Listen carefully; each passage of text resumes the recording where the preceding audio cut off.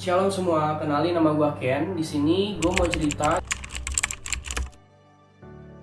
gimana Tuhan pelihara gue sejak kecil. Sebelumnya gue tinggal sama om tante dan oma opa. Gue gak pernah tinggal sama orang tua gue, dan bokap kandung gue udah meninggal sejak gue masih dalam kandungan. Untuk gue yang sekarang, gue paham betapa sulitnya mama gue jadi single parent, mendidik dan ngerawat anak kayak gue. Buat Ken yang masih kecil, waktu itu sulit untuk menerima kenyataan kalau gue harus tinggal sama om opa. Dan selalu nyari mama, selalu kangen sama mama, selalu pengen tinggal sama mama. Dan ada banyak omongan sana sini yang bikin gue sedih kadang. Kayak misalkan ada teman-teman yang nanya, "Ken, orang tua kamu mana?" Karena kan mereka dijemput orang tua mereka, sedangkan gue enggak. Terus, "Ken, pekerjaan orang tua kamu apa? Ken, nama mama kamu siapa?" gitu. Waktu itu gue nggak bisa jawab itu semua karena gue emang nggak tahu jawabannya apa. Dan sesenggang itu emang hubungan gue sama orang tua gue. Dan waktu itu ada beberapa kejadian yang bikin gue nggak nyariin mama lagi.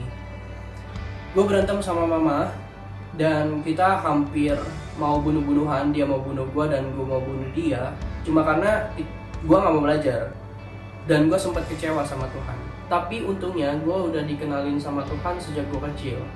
Opa selalu ajak gue untuk ke gereja, ikut sekolah minggu, ikut ibadah gitu. Dan gue paham, gue sadar ternyata Tuhan yang selama ini jagain gue.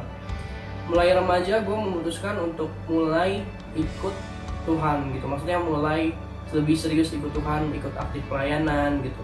Dan sejak saat itu gue dikelilingin sama orang-orang yang bisa nguatin iman gue.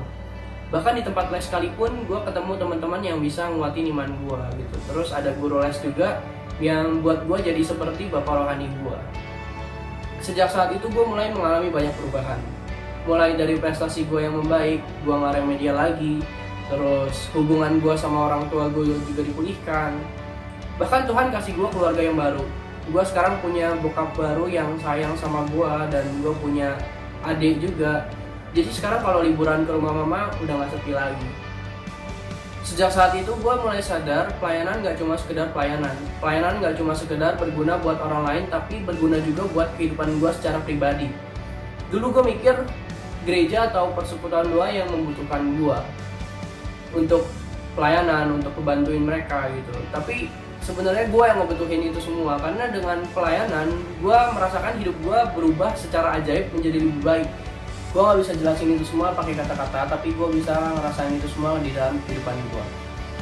Perjalanan hidup gue dengan Tuhan masih panjang dan banyak naik turunnya, tapi satu hal yang gue percaya, diberkatilah orang yang mengandalkan Tuhan dan menaruh harapannya pada Tuhan. Last but not least, kita harus sabar dan tetap tunggu waktu Tuhan. God bless you.